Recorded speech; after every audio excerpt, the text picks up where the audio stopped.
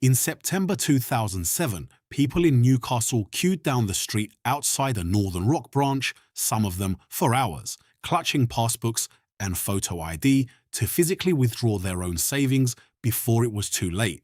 It was the first bank run Britain had seen in over a century, the last one having happened all the way back in 1866. Most people remember those queues as the crisis itself, the footage that ran on every news bulletin for days afterward.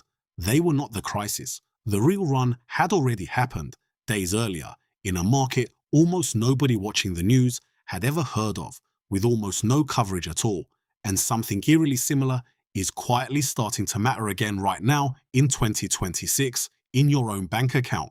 This is not a story designed to make you panic about your current account, and by the end, you will know exactly why your money is genuinely safer today than it was back then. This is a story about a very specific kind of safety buffer built after 2008 specifically to stop a repeat of Northern Rock that regulators on both sides of the Atlantic are now, right now, quietly loosening again at a moment when several of their own reports admit asset valuations already look stretched. Here is what actually happened in 2007, because the popular version leaves out the part that matters most.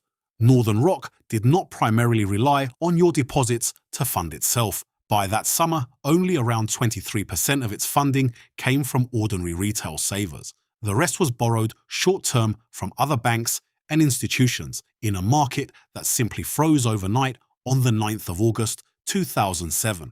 And the reason it froze so completely is that Northern Rock had been borrowing against its own capital at increasingly extreme levels, its leverage climbing from roughly 23 times in 1998 to over 86 times by the end of 2007.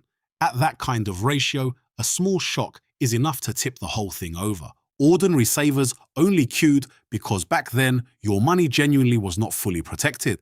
Deposit insurance covered you in full up to £2,000 and only 90% of the next £33,000, meaning the absolute maximum anyone could reliably claim back was £31,700.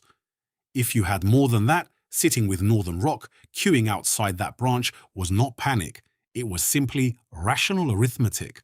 After 2008, regulators forced banks to hold dramatically more of their own capital as a buffer against future losses. Major UK banks went from holding roughly 4% core capital in 2007 to over 14% by the mid-2020s.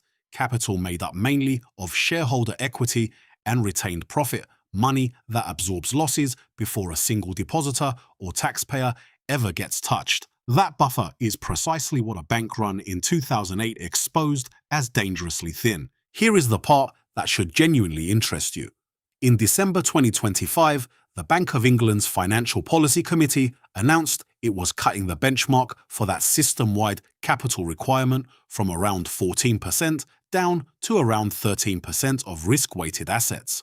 On the balance sheets of Britain's biggest banks, that single percentage point is worth in the region of £60 billion of capital no longer required to sit there as a buffer against future losses. Alongside it, the ring-fencing rules separating your everyday banking from riskier investment banking activity have had their threshold raised from £25 billion to £35 billion in core deposits, quietly exempting a wider range of banks from the strictest version of that protection. And mortgage affordability stress testing, the rule checking whether you could still afford your mortgage if rates jump sharply after you signed, has already been softened this year, with major lenders cutting their stress test rates by roughly 1.1 percentage points. For an ordinary buyer, that specific change alone can mean qualifying for a noticeably larger mortgage than the same lender would have offered you just 12 months earlier on exactly the same income, which sounds helpful right up until rates genuinely do rise and that thinner cushion gets tested for real. None of this means Britain's banks are suddenly unsafe. The Bank of England's own 2025 stress test found the system could withstand a severe global recession and still keep lending, and the major UK banks currently hold capital comfortably above their new lower requirement. But the specific question worth asking is not whether the rules changed, It is where the risk those rules were holding back has actually gone, because history suggests it rarely simply disappears. An IMF economist who studied 3 centuries of financial regulation found one pattern repeating without exception since the crisis of 1825. Deregulation has preceded almost every major episode since. The Glass-Steagall Act in America, separating risky investment banking from ordinary deposits, was passed in 1933 after the Wall Street crash, then repealed in 1999 at the height of a boom. Less than a decade later came 2008.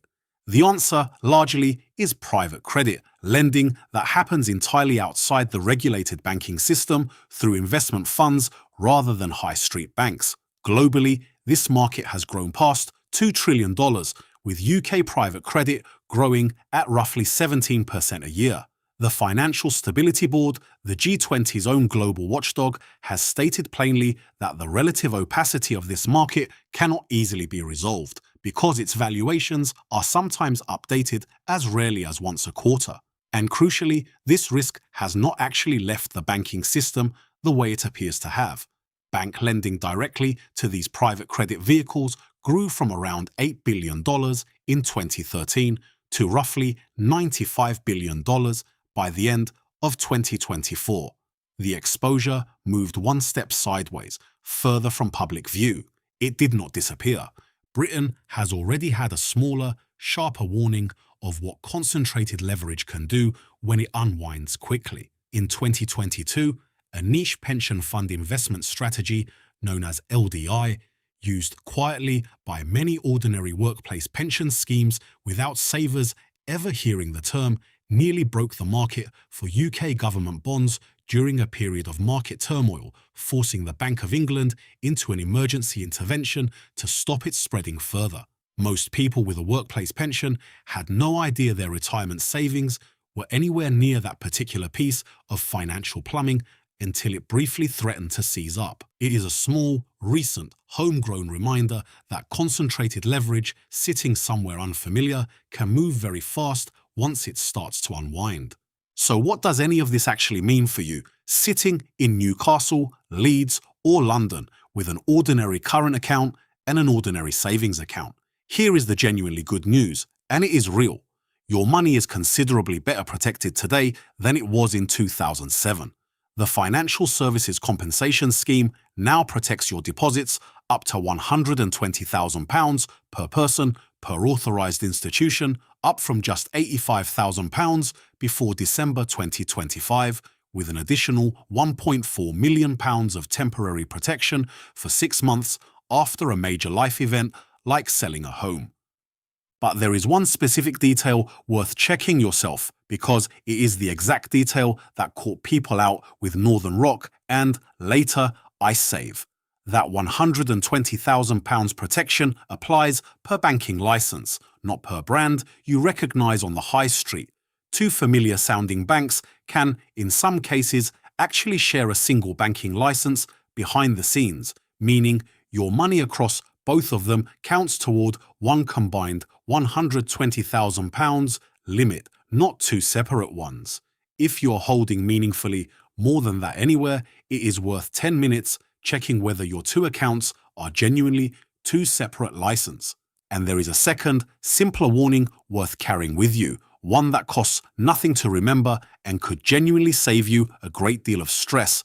If a bank or provider is offering a savings rate conspicuously higher than everyone else around it, ask yourself why it needs your deposits quite so badly, rather than simply enjoying the extra interest without a second thought.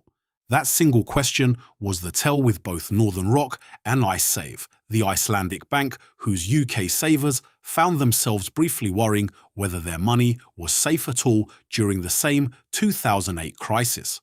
It remains one of the simplest, most reliable warning signs available to any ordinary saver today, and it costs nothing more than a moment of healthy skepticism before you move your money somewhere new purely for the headline rate. Beyond that, there are only really two habits worth building from all of this. Check your own protection first, specifically whether any account you hold above a modest balance sits with a genuinely separate banking license rather than one you merely assume is separate because the brand name looks different on the app.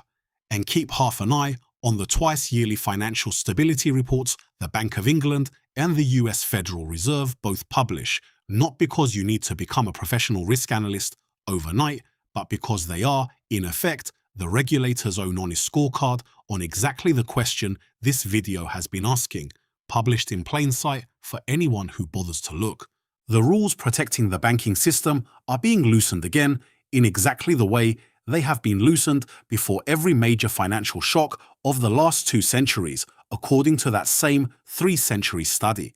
That is not a reason to panic about your current account, and it is certainly not a prediction that 2008 is about to repeat itself on the same scale. It is simply a reason to know your own specific numbers, your protection limit, your actual banking license, and the honest reason behind any interest rate that looks too generous to be true, so that whatever happens next in the wider system, it happens to money you have already made genuinely safe.